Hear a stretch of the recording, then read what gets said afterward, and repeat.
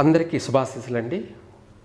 ఓం నమ శివాయ, ఓం నమ శివాయ, ఓం నమ శివాయ. మనము రాజకీయ ప్రస్తావన, మనకు ప్రపంచాన్ని అంతా కూడా శాసిస్తున్నది రాజకీయాలు. అయితే ఈ రాజకీయాలు ప్రపంచాన్ని శాసించడం మంచిదే, కానీ ఈర్ష్య, ద్వేషాలు, అసూయలు లేకుండా సమాజం మేలు కొరకై, సమాజం కొరకై అందరూ కూడా, అంటే సమాజంలో ఉన్నటువంటి ప్రజలందరూ కూడా సమానంగా చూసుకుంటూ, అందరినీ కూడా బాగోగులను చూసుకుంటూ ప్రజా అభివృద్ధి కొరకు, అలాగే ప్రజాభిప్రాయ సేకరణ చేసుకొని ప్రజలందరినీ కూడా కన్న తండ్రి వలె పరిపాలన చేసే వాళ్ళే అసలైనటువంటి నిజాయితీ అయినటువంటి రాజకీయ నాయకులు. ఇక్కడ ఏమవుతుందంటే, కులానికి ఒక రాజకీయము, మతానికి ఒక రాజకీయము, ఇలా రకరకాలుగా ఒకరిపైన ఒకరు యుద్ధం చేసుకోవడమే. అంటే వ్యక్తిగత దూషణలు, వ్యక్తిగత రాజకీయాలు ఎక్కువైపోయినాయి. అంటే పర్సనల్ రాజకీయాలు విపరీతమైపోయాయి.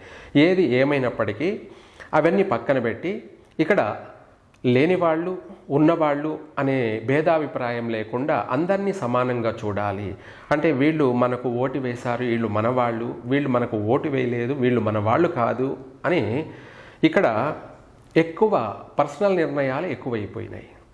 అయితే మన వాళ్ళు కాదు, వీళ్ళు మనకు ఓటు వేయలేదు అంటే నెక్స్ట్ అందరూ కూడా ఓటేయరు, ఓడిపోయే అవకాశమే ఎక్కువ ఉంటుంది.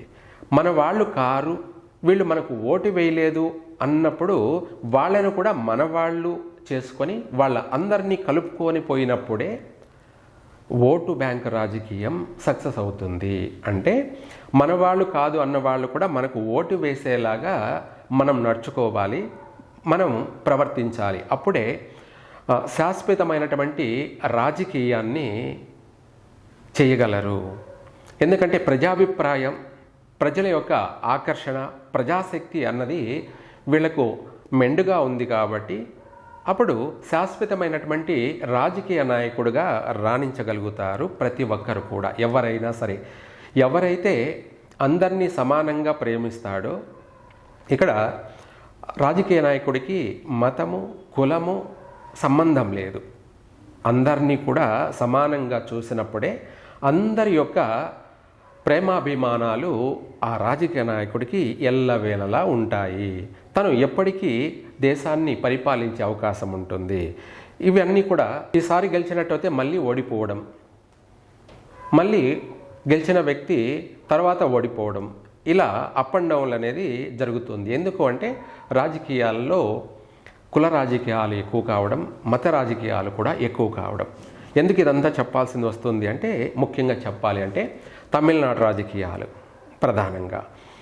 తమిళనాడు రాజకీయాలు ఎందుకు అన్నానంటే, స్టాలిన్ క్రిస్టియన్ మతం, అలాగే తను ఎందుకు ఈ యొక్క ప్రస్తావనకు మనం తీసుకురావాల్సి వచ్చిందంటే, దక్షిణ భారతదేశం ప్రపంచంలోనే అత్యంత పురాతనమైనటువంటి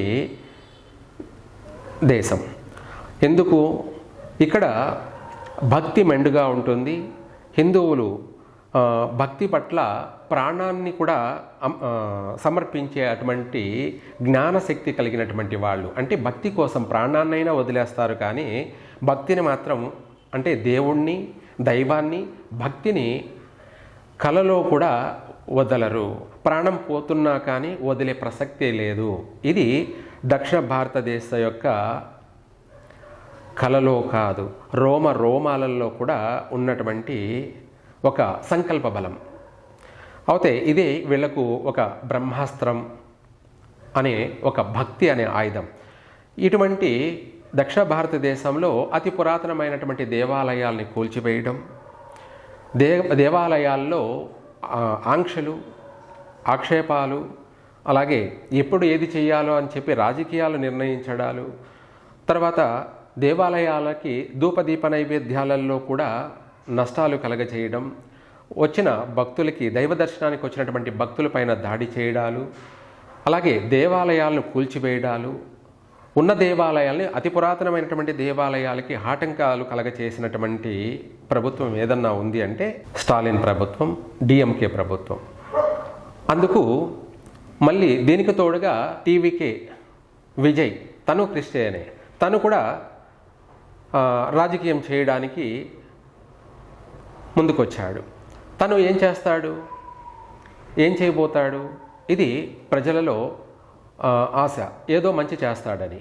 తను కూడా అంతే. ఎందుకంటే తన ఇంట్లో తాను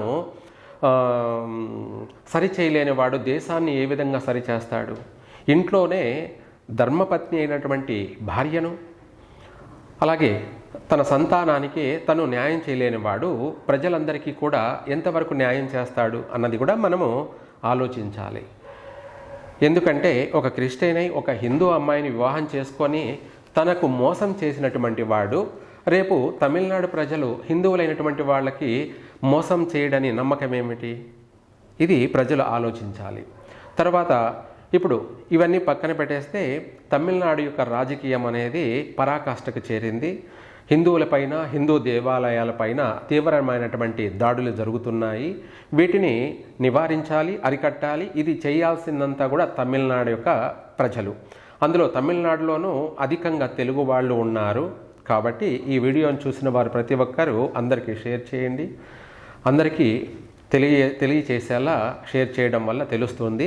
తర్వాత వచ్చేసి గ్రహాల యొక్క స్థితిగతులను బట్టి ఆ రాష్ట్ర యొక్క భవిష్యత్తు పరిపాలన చేయబోయేది. అలాగే తమిళనాడులో అత్యధిక మెజార్టీతో కాకపోయినప్పటికీ స్వల్పమైనటువంటి మెజారిటీతో ఏ విధంగానైనా సరే డిఎంకే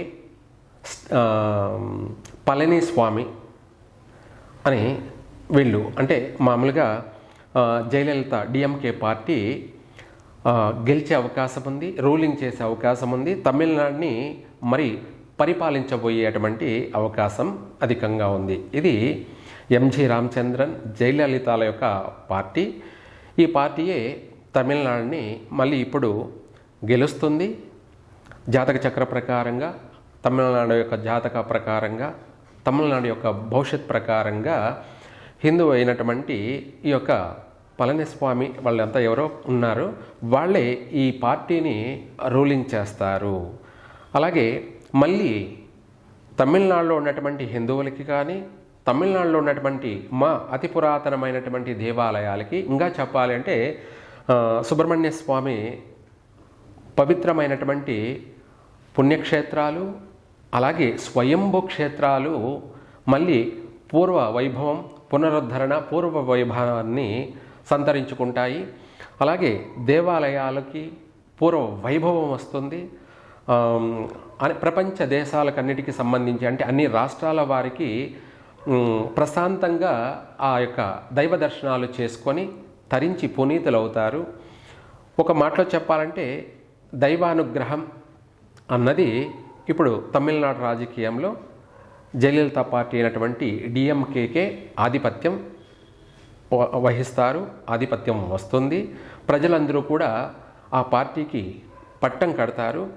గెలిచి రూలింగ్ చేయబోతున్నది ఈ ఇప్పుడు ఉన్నటువంటి పార్టీలలో ఈ యొక్క డిఎంకే జయలలిత పార్టీ మాత్రమే ప్రభుత్వాన్ని రూల్ చేయబోతున్నది అనేది పరిశీలిస్తే వాస్తవం అని తేలుతుంది. అందులో కూడా స్వల్పమైనటువంటి మెజారిటీతో ఈ పార్టీ గెలిచి తమిళనాడు యొక్క ఆధిపత్యాన్ని చేపడుతుంది. టీవీకే విజయ్ వచ్చేసి కొంతవరకు ఓటుని చీల్చగలుగుతాడు, కానీ పూర్తిగా ఒంటరిగా గెలిచే అవకాశం అయితే లేదు. ఎవరితోనన్నా కలుపుకొని కూటమిగా అయితే మాత్రమే తను రూలింగ్ చేయగలుగుతాడు, లేదంటే తను గెలవడం కష్టం. తమిళనాడుని రూల్ చేసి ఆధిపత్యంలోకి వచ్చి రాజకీయంగా పరిపాలించాలి అంటే చాలా ఆటంకాలు ఉన్నాయి. ఒంటరిగా చేయలేడు, కూటమిగా కలుపుకొని చేయగలిగితే తను కూడా రూల్ చేసే అవకాశం ఉంది. కానీ ఓవరాల్గా చూసుకుంటే తను గెలిచే అవకాశం లేదు. డిఎంకే పార్టీ మాత్రమే గెలుస్తుంది, తమిళనాడుని పరిపాలిస్తుంది. సర్వే జన సుఖినో భవంతు.